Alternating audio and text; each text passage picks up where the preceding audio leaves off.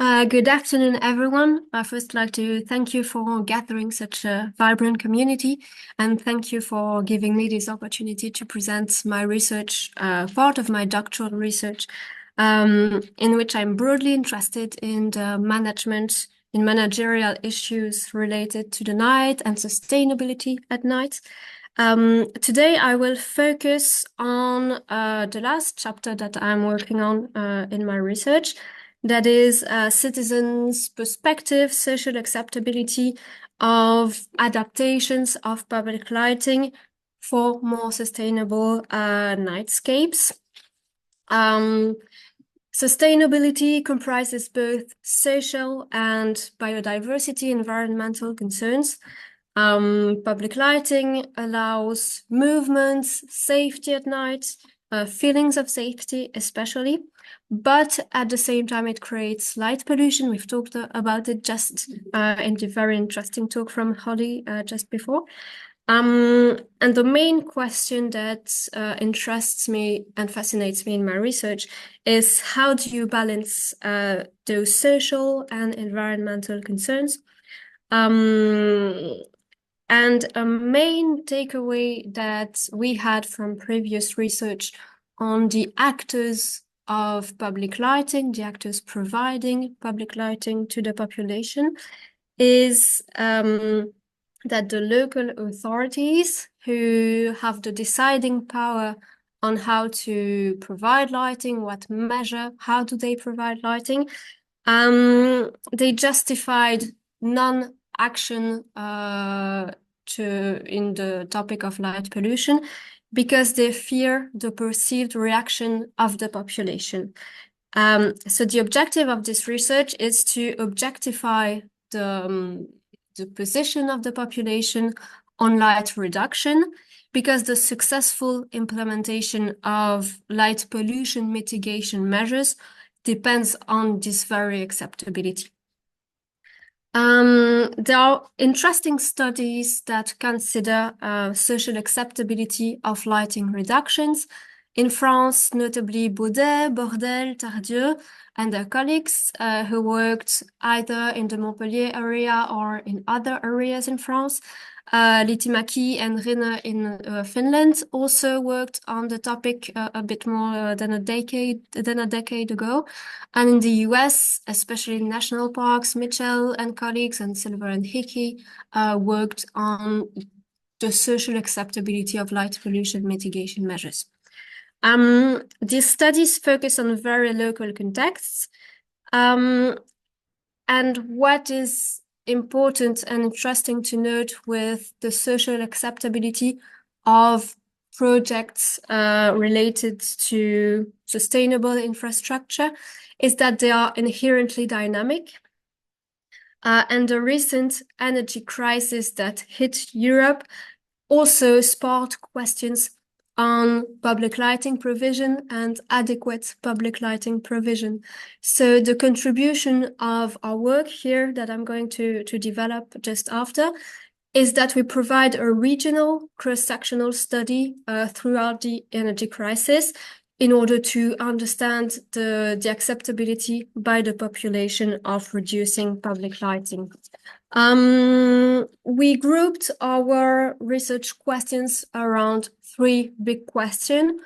What is the level of acceptability? What is its evolution? And what factors will influence or explain the acceptability of the measures? Under all these research questions, we formulated hypotheses based on the existing literature. I mentioned a few, but there are also many, many interesting studies, and I'd be happy to discuss about them after. So we hypothesized that the acceptability is rather moderate, just above the neutral, just above the midpoint of a Likert scale. We expect it to differ by type of measure, to be higher for intensity reduction as compared to total switch off, for example. So as to the evolution of the acceptability, we expected it to peak during the energy crisis, but to decline afterwards. We also hypothesized that the prior implementation of reduction measures in municipalities will be related to a more positive acceptability of even further reductions in the future. And we also hypothesize that providing information, so awareness-raising activities, will help increase acceptability.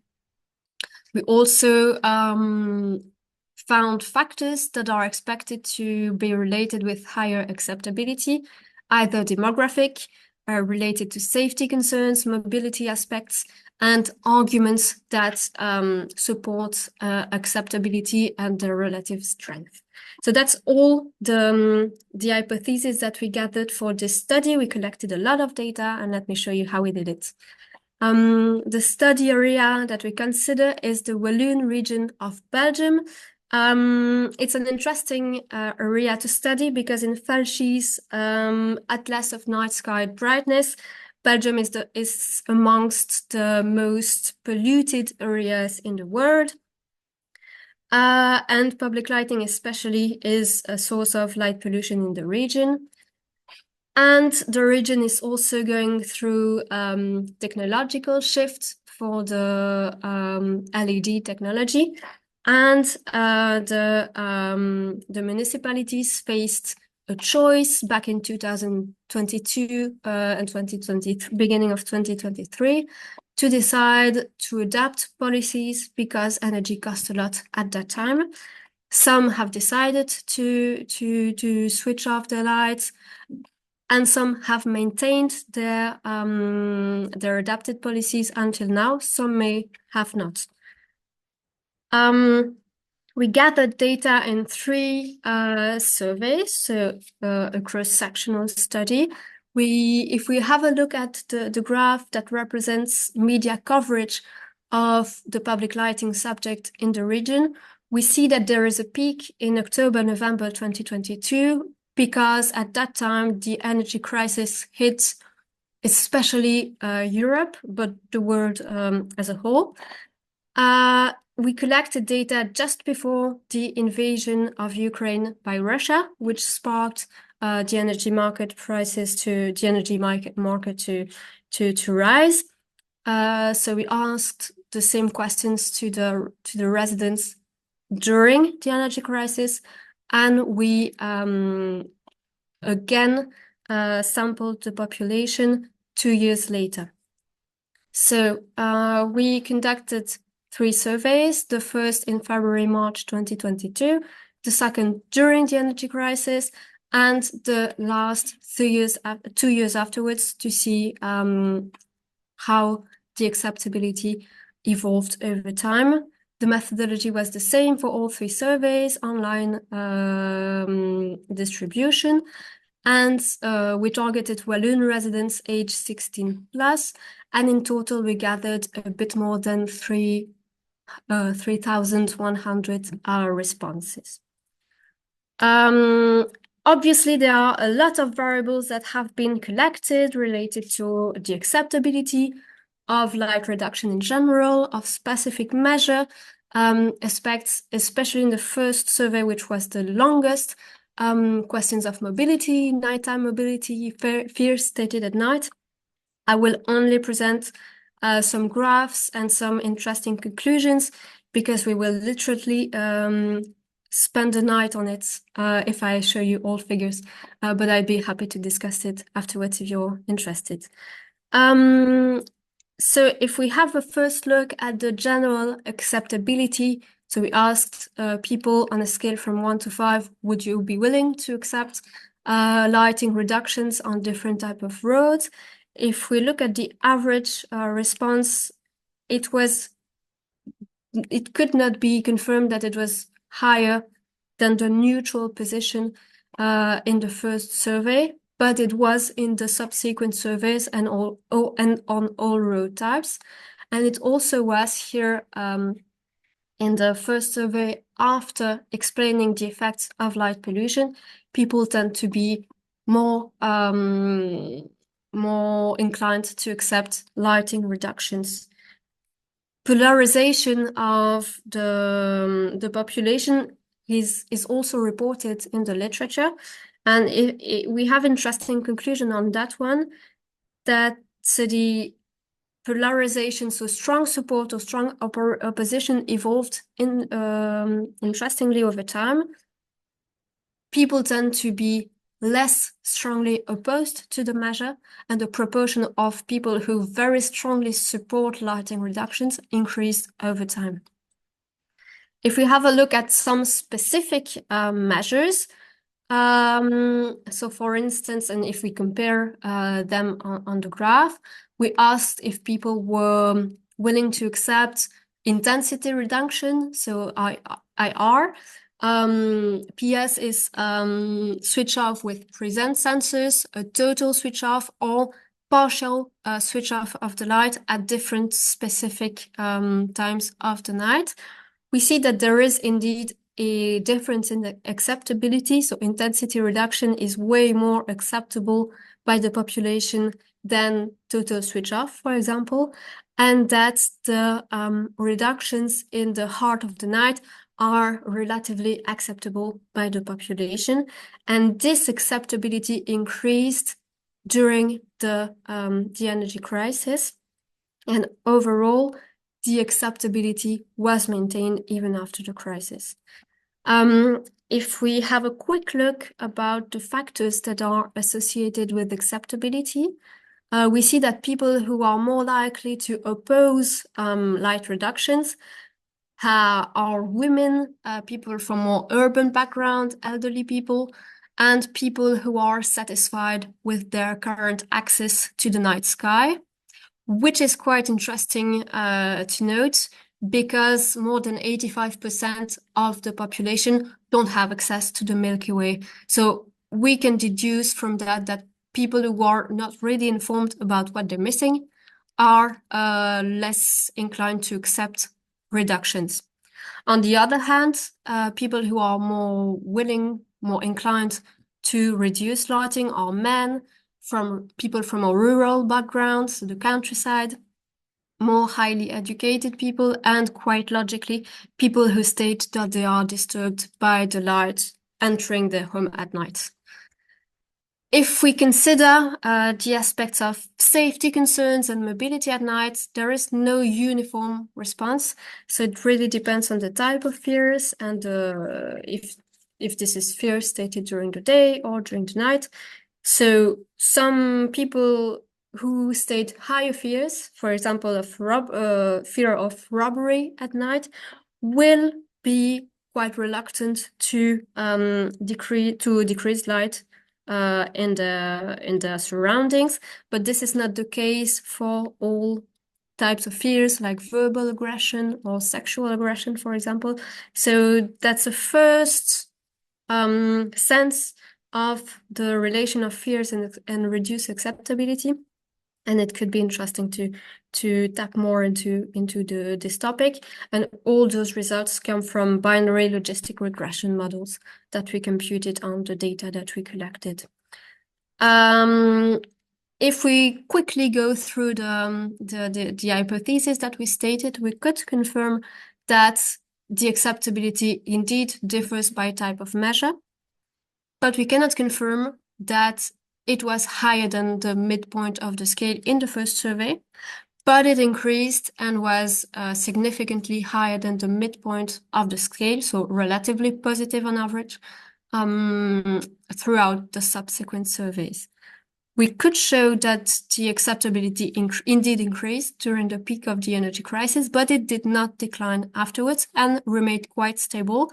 So there is no significant difference between survey 2 and survey 3. We also showed that people in municipalities who have indeed implemented reductions are more inclined to accept further reductions.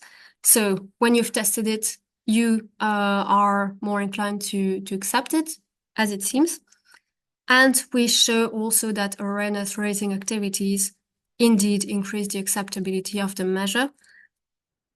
As I told you quite quickly, the factors that influence the acceptability were not exactly as expected. We could confirm some, but our response to those hypotheses is not plain yes or plain no, it's nuanced. And I let you have a look at what we are writing now on these issues. So this study is a small part, a small stone to building our knowledge of social acceptability of lighting reductions. I hope it helps policymakers to objectify the view of the population and to realize that the population may not be as opposed as they thought they were. We also provide information on the influence of arguments and who they are important to, what profile are more sensitive to some subjects. Yet there are obviously limitations to the study.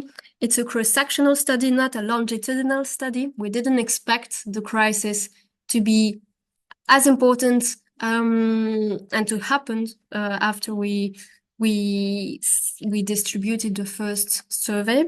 So it could have been interesting to follow the same individuals. We did not. We followed the same populations, but not exactly the same individual. There are obviously biases related to this type of survey, and I think especially about the stated fears. It would be interesting to pursue research on putting people on the field and seeing, and there have been studies on the subject, and see the evolution of their acceptability in different settings. And finally, it will be interesting to go from acceptability to acceptance and test on very specific projects the acceptance once the light reductions are implemented. This study was a small building, a small block in this big building from a very local context, centered on a region in Europe. Europe was heavily impacted by the energy crisis, yet, and this echoes the theme of the conference, light pollution is not just a local, very localized problem, but is a global issue. So I hope that this methodology, our results, could help push the present practices towards providing lighting in a more sustainable way and towards more sustainable nights in the future. And I'd be very happy to discuss and to have your critics and comments on this research. Thank you very much for inviting us to this presentation, which is entitled Invisible After Dark, Gender Dimension of Nocturnal Agricultural Labor in Morocco.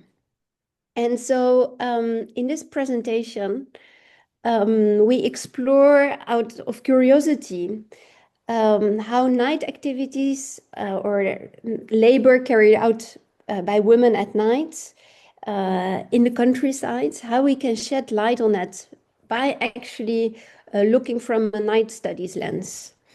So in Morocco, some of this labor, for example, irrigating by turns at night, pre-dawn recruitment of agricultural laborers in physical labor markets, or traveling during the night to the fields, to the agricultural fields, falls outside of the rural sociology lens, because much of this field of study rather focuses on daytime.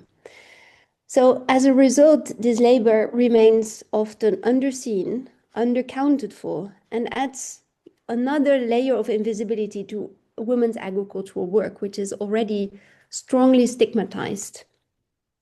Therefore, in what we'll present, we revisit our research contexts. And so we work, the three of us, in different sites, while treating night and light as research variables. So this curiosity of combining rural sociology studies and night studies began in Casablanca. So this curiosity of combining rural studies and night studies began last year in Casablanca, where some of us organized a seminar about night studies. And with students, fieldwork activities were organized in Casablanca to explore nighttime urban spaces. And the key insight of this activity was actually, well, one of the key insights, let's say, was the role of light in making the edges of the night visible. And also to question then, okay, what stays out of the light and what remains invisible? So this experience in Casablanca sharpened our sensitivity to this question of visibility and invisibility, and it's generated new questions about how light, space, and time shape what we see and study. And then a couple of weeks later, we met each other in the High Atlas Mountains in Casablanca, no, in Tirza, sorry, in the High Atlas Mountains. And so we arrived in this area, in this rural area, with this still fresh night lens that we obtained in Casablanca. And through this sensibility, and we started to observe different types of night labor, and that is often carried out without light, and which actually intensifies its invisibility. And so this pushed us to rethink how labor is recognized or not in our own research. And so during this field work, so in the Tirza area, in the High Atlas Mountains, we really developed this curiosity of combining women work, rural areas, and night studies. And so the following up question that we had was, how do darkness and scarce lighting are essential to consider when looking at gendered labor, mobility, and risks in rural settings? And so far, we had paid very little attention to our own temporalities as well, of when we are conducting field work. And we noticed we were usually following what happened during the day and following like an academic day, like doing field work around 9 or 8 when it was early, and then finishing by the evening. But it didn't allow us to actually describe what was happening during the night. And so as such, we started to pay more attention, so also to the temporality of the night, and revisited our observations, our field work, and so while considering these light, darkness dimensions. This curiosity brought together 3 cases where we have all been working, where night, visibility, and gendered labor intersect. So it's the first case study is Hulva in Spain. And so women who work, so it's Moroccan female laborers who travel to Spain for working in the agricultural sector. And this travel actually starts at night. So the second case study is the Tirza area in the High Atlas Mountains, where women are engaging in night irrigation. And then the third case study is the Moghaf markets, which are labor markets, physical labor markets in agricultural centers in different agricultural regions in Morocco. And so where mostly women gather around 3, 4 in the morning to find a job for the day. And often they leave at night. They have to wait for often a long time also at night, at dawn. And then they work during the day and they come back at the beginning of the evening. So these are the 3 case studies we'll be focusing on. And so what is interesting about these 3 sites is that the labor of women is essential to sustain the households. And they also often have alternative opportunities to work in other sectors. And also usually formal schooling is quite limited. So now we managed. Yeah. So we're C'est bon. Yeah. C'est ici, je pense. Yeah, okay. So when looking at the literature, so during the last couple of years or decade, let's say, in the domain of rural sociology, there's been a growing attention to women's labor on farms. And in this literature, it has been, this literature, has been very important to acknowledge the hard work of women, not only on the farm, but also how the domestic labor is essential to keep the farm running. Yet, although there is this recognition of female work or women's work, part of this labor remains still invisible. And this is also because the identity of rural women is often changed or linked to the male figure. And it's often, when we think of a farmer, usually I think it's quite universal. We often think of a man. And the women, although it's changing, but it's changing slowly. And women are often considered the farmer's wife or the daughter, the help.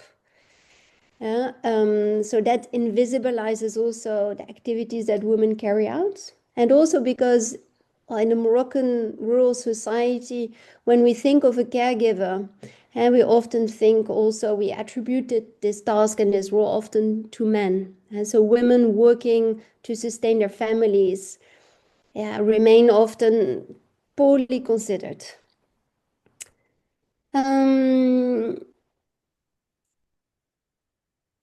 So there's also in this domain of literature little methodological attention for the temporality of work and what this means.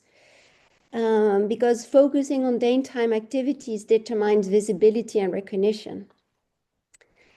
And finally, in the literature, we can also observe how there is an assumption that women's labor is in or near the house or in a family farm, whereas in reality, a lot of it is unfolds in public or semi-public spaces, roads, markets, canals, packing sites, and transport hubs.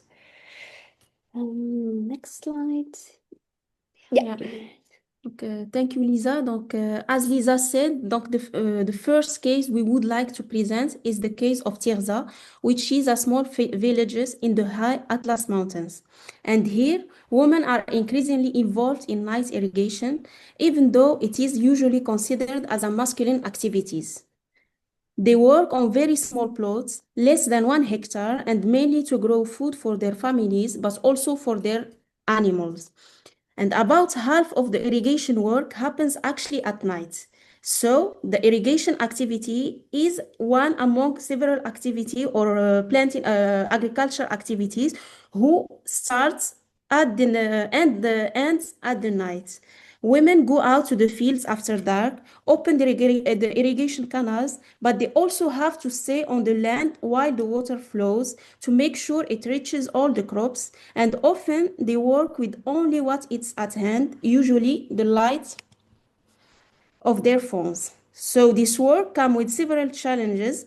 Women often feel scared of going out at night, whether because of dogs, the risk of harassment, or simply the uncertainty of being alone in the dark. And some women report that even if they are harassed, they don't know by whom, and people might not believe them because it happens at night. So this first case shows the experience of this woman, but also shows how night labor intersects with gender norms, physical effort, but also everyday risk, shaping the way of how the women of Tirza are working in this area. So the second case that we have selected that we focus on, as I said already, it's the Moghef markets. So these are informal, in-person day labor markets that have emerged in several agricultural regions of Morocco, where the demand of labor is very high, has increased over the last couple of decades. And women, usually from different rural backgrounds, are the main participants, also men, but predominantly these are, women gather in these markets. And many of them are heads of households, as I said already, and the primary providers and caregivers for their families. Their day starts at 3 in the morning, when they have to prepare their lunch for the day. When they have kids, they have to prepare also, so they can go for school once they wake up. And then they leave around 4 a.m. To go to these labor markets. Sometimes these markets are located 20 minutes walk. Sometimes they have to take a taxi. And this is usually done in small groups. So once they arrive at the Moghef, they wait in small groups to find a job for the day. And sometimes, especially the elderly women, they wait for hours. And even at this early or dark hour, many women cover their faces, leaving only their eyes visible. And this is for different reasons. But the main reason, or one of the reasons that often came up, was that women want to hide their face. They want to remain anonymous because such agricultural work is socially, socially stigmatized. So once hired, they travel from these markets to the farms located outside of these small agricultural towns and work through the day. And they often return home late in the afternoon or even in the early evening. And then we go to the next slide, the migrant workers in Hulwa. So the third case, it's about the strawberry workers in Huelva. So across Morocco, many women travel each year to work in the strawberry field of Huelva in South Spain. Most of those women are already experienced agricultural laborer. They are recruited through the ANAPEC, National Agency for Employment, and are often the main breadwinner of their families. The selection criteria are very specific that the women must be married and mothers. This is meant to ensure that they will return to Morocco once the harvest season ends. So the journey to Huelva often takes place at night, following a segmented route, first from village to Tangiers, then a long waiting time at the port, and finally the crossing to Spain. This nocturnal temporality of movement, waiting, and uncertainty plays as a central role in shaping the invisibility of their work and migration. At night, women can travel discreetly away from the gaze of neighbors and relatives. So sometimes their husband accompany them to the port, but these two remain hidden. The night allows the journey to happen, but it also makes it invisible. Socially, because mobility must be concealed, and also politically, because such labor migration is rarely recognized or documented. The women's work already undervalued because it is seasonal and feminized, becomes even less visible when it happens in the dark. This constant movement between shadow and labor produced several layers of invisibility. First one, the work itself is poorly recognized in both Morocco and Spain. Second, the women often choose to remain unseen to protect themselves from social stigma or shame. And third, the physical and temporal setting, the darkness, the waiting, the early hours literally erase their presence. And finally, the political dimension, these women's experience remain absent from national debates about labor and migration. So in Morocco, public and domestic space are already strongly gendered during the day. The night, which may seem to often offer freedom, actually add another layer of ambiguity. It allow women to move, but only because they remain invisible. To travel, to work, and to cross border at night is to both resist and submit the social norm, to survive through a form of hidden agency. So in short, the nocturnal rhythm of those women's migration from Moroccan village to Spanish field reveal how economic necessity, gender, norms, and the darkness of night all work together to make women's labor both possible and invisible in the same time. Yet, despite the silence and invisibility, their movement across border remain a form of resilience and agency, a quiet challenge to the very structure that seek to keep them in the shadows. So some preliminary reflections and conclusions. So I think much has already been said. So why we stress this point that women we focus on are often the head of the households is because this is often not recognized. And the fact that their work already during daytime is poorly recognized, then nighttime adds another layer actually of invisibility. And by combining night studies and rural studies, I think it allows us to reconsider women's labor and the importance of it. Yeah, and also to think of what darkness does. As Sana just said, on the one hand, it enables work and mobility. There are fewer bystanders, less social watching, but it can also stigmatize. When no one sees what women do or with whom, ambiguity feeds rumors. And layered onto this are persistent norms that exist about women's labor, mobility, and when labor should be carried out. So how it's often said to women, you don't work in agriculture, you don't work with men, and you don't go out at night. Well, women who work at night challenge these norms. So we face multiple layers of invisibility. So the work itself is invisible. Some women hide to avoid being seen. Nighttime reduces this visibility, and there's a lack of political recognition at both national and village level.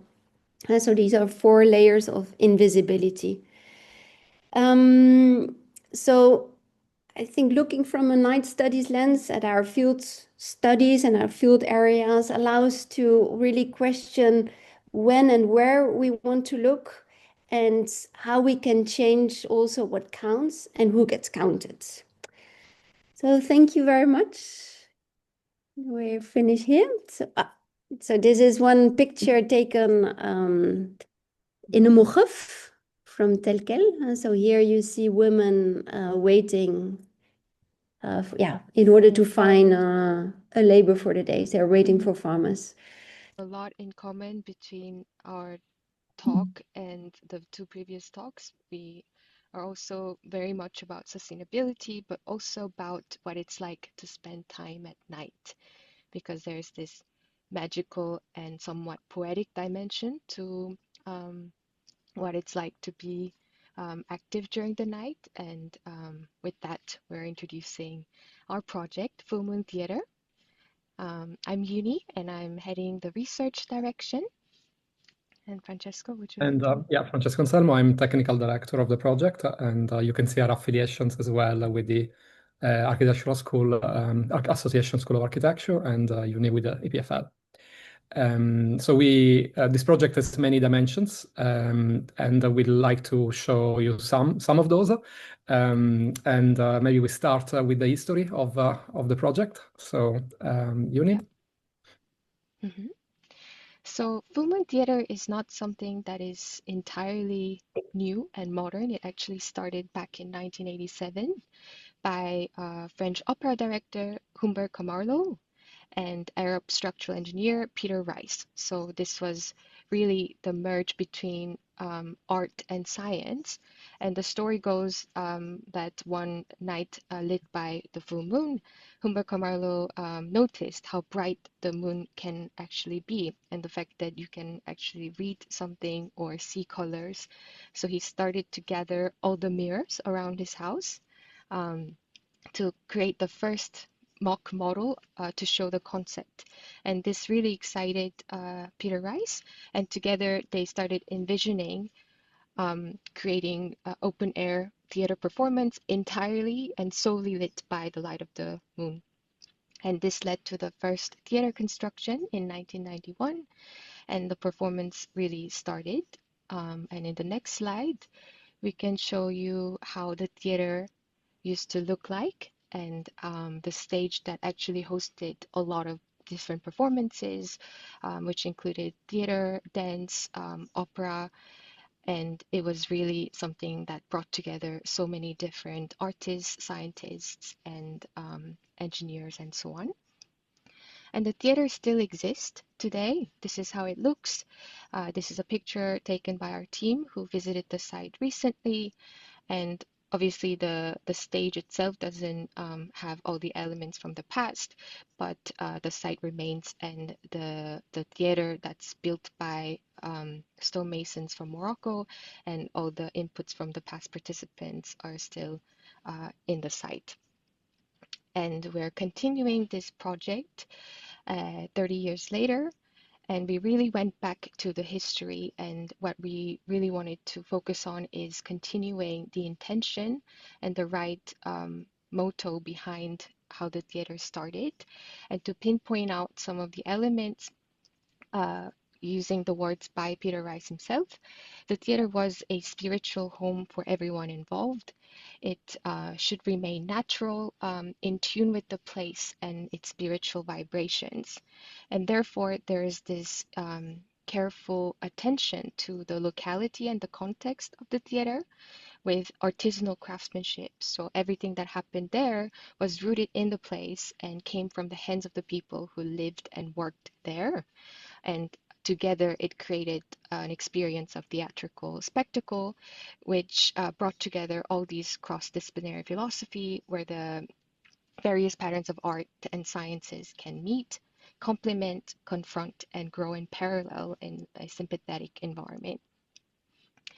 And in the next slide, just to focus on some of the important milestones of our project. So ever since the theater was created back in 1991, the performance continued, and right now we're working on archival work, going through all the faxes and materials from Humber Carmelo's personal archive, which through which we're discovering a lot more performances and events from the past. And throughout those years, there were some different reflectors that were developed, which were named after different astronauts with various different engineering principles and ideas behind how to collect and amplify the moonlight so that you can beam it to the stage to light the performance in specific ways. And in 1994, Peter Rice's book on Engineer Imagines came out, which included a portion on the Full Moon Theater project as his last project before he passed. And in 2012, with the generous support by Arab Phase 2, there was an exhibition that really talked about Peter Rice with the title Traces of Peter Rice, which brought together different people who were interested in various aspects of his lifetime.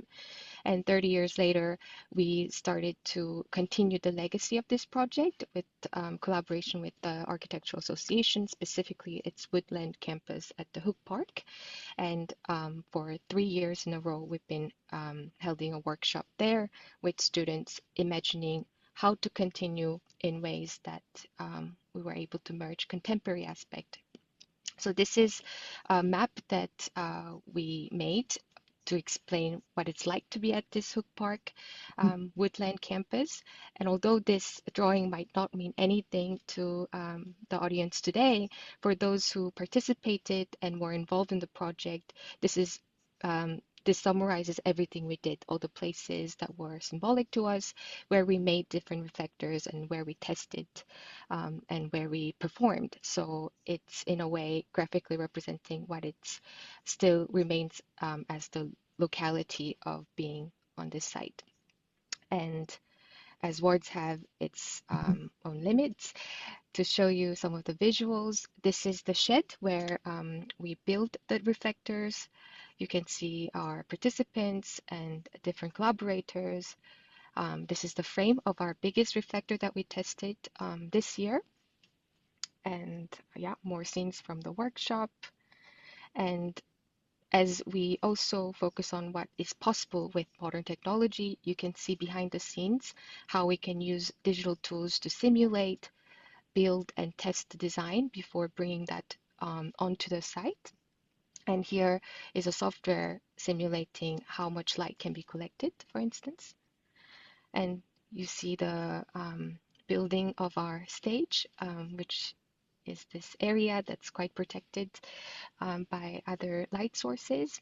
And here's footage of us moving the reflector and how it looks with some of the reflectors that are on their way.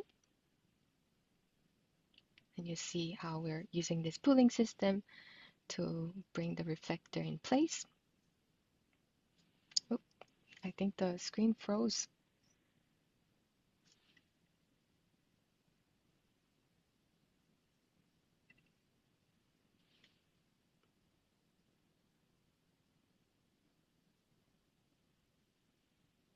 And maybe just to, yeah, so during the day, it's very bright, so you also collect the thermal energy of the sunlight, so you have to be quite careful during the day with these giant reflectors, but it does its magic at night when they're needed.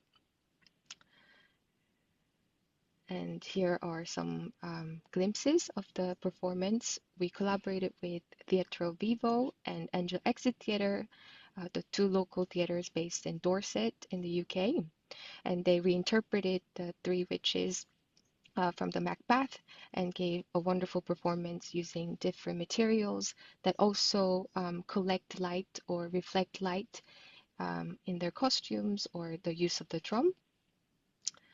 And you see some of the footages right now, and this is all lit by just the light of the moon that's reflected using some various different reflectors that we built during the workshop.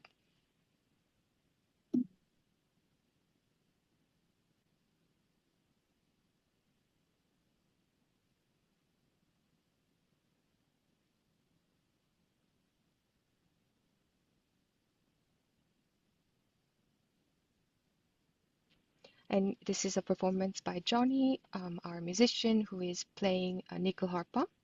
And you can see the strength of the light, that you can actually see the color on his sweater or the flower that's hanging from his nickel harpa, which also shows how the reflectors work in real life.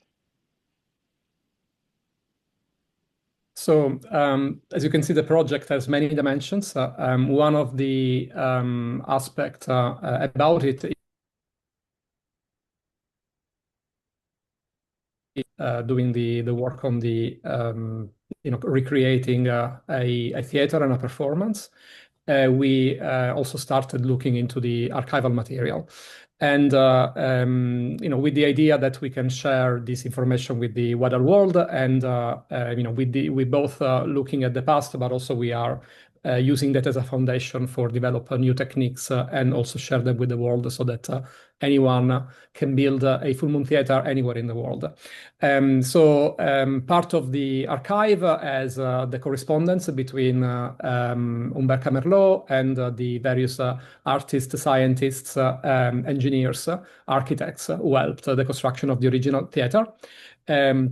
So you can see some of the construction documents, for building the special site in the south of France, at the foot of the Cevennes, and also some of the reflector designs. There are also artistic interpretations of the very ambitious ideas that Humbert had about not only doing a theater for maybe 50 to 100 people, but even few hundreds, one with large inflatable reflectors, as you can see in here. And also there are all the pictures of that document the construction and the events and the research, the experiments, and the videos of again experiments, but also some of the representation, which further give you an idea about what it means being there under the light of the moon, concentrating the feeble rays that are reflected off the surface of the moon from the sun onto a smaller area so that you can actually see color. And I think this is the ephemeral idea, and so that really stimulates everyone to understand and that it is possible to do so much, to bring very strong emotions and actually, being able to reflect on how much sometimes, energy, how much resources we consume, while we can still do, very powerful thing with, big limitation of resources. So our current idea is that we bring, we provide the tools, and so that the Full Moon Theatre can be not only in the south of France, but it can be anywhere in the world, and anyone can build, starting with an understanding of the moon and the understanding of how it moves across the sky in different seasons, and so the tools really aim at building that. So not only for a specific site, but for any site. So these are some images of the original studies for Gorgubes, but we have developed a technique that can be applied anywhere. And the tools are divided into tools for planning, for designing, building, and then we are developing also a performing and lighting design technique right now. So these are some of the aspects that are involved into our project. You can see we share links to, we're building a library basically, and anyone can go and use it. There are big limitations, obviously, as you can imagine. So the full moon is only once a month, but sometimes the moon is too high or too low. You can also have issues with weather, so you need to have a clear sky, and also wind can be a problem. The expectations of modern audiences for theatrical performance rely on a lot of I guess resilience and knowing things start at a certain time and so on.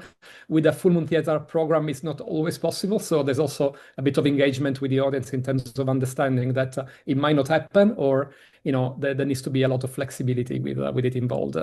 So this shows where the tools are, and largely speaking, the tools are about planning, designing the reflectors, and simulating the illumination.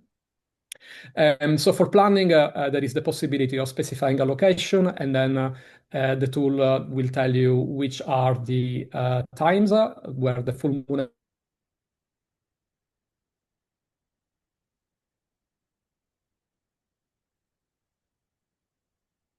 the highest point of the moon in that particular moment. And then we also developed some graphical tools that help us planning. For in this case, for instance, this example is for the next event next year in summer.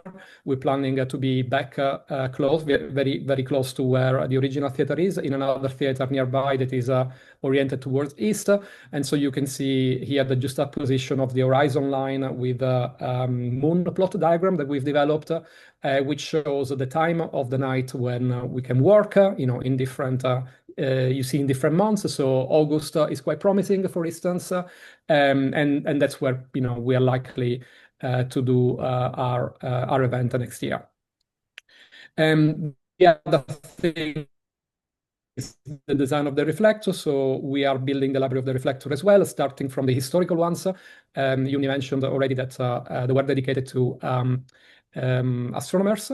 So from the Archimedes to the Kepler to the Copernic and the Tycho, there were several experimentation, and some reflectors were better than others, or performing better under certain conditions. We have developed a new reflector, which we dedicated to the first female astronomer documented in history, Hypatia. And this is a very low-cost reflector and also very easy to fine-tune. And we have redesigned also the Archimedes so that it can be built in a more lightweight way and also can be easily transported. So these are some of the aspects that we are considering. That we want them to be inexpensive, lightweight, easy to aim, having an adjustable focus that is also easy to focus, adaptable size, easy to disassemble and easy to transport. And the two designs we are working now, these new Archimedes and the new Hypatia, they really tick all the boxes for us. So we're now looking forward to our next steps. So we are going to have a exhibition shortly here in London, from where I speak, at the end of October, and then we will have an exhibition as well in Paris in December. But we are also set up the date for a winter workshop in between the 20th of February and the 4th of March in Oak Park again, and we are planning the one in summer that I was showing you, hopefully in August 2026. Our details will be published on the website and on Instagram. So if you're interested, you can follow us. And other activities we are focusing on are working on a book, improve the web tools, complete the Reflectus library, and publish our archive. So our winter workshop, everyone is welcome. Also, hopefully the summer workshop as well. And we just like to thank you for giving this opportunity to share our work and our project with you. And hopefully this can provide a little bit of link to a world that I guess for people working in urban environments is lost. But that can reconnect us with our nighttime skies, and hopefully anyone can really build this in different parts of the world. So thank you so much.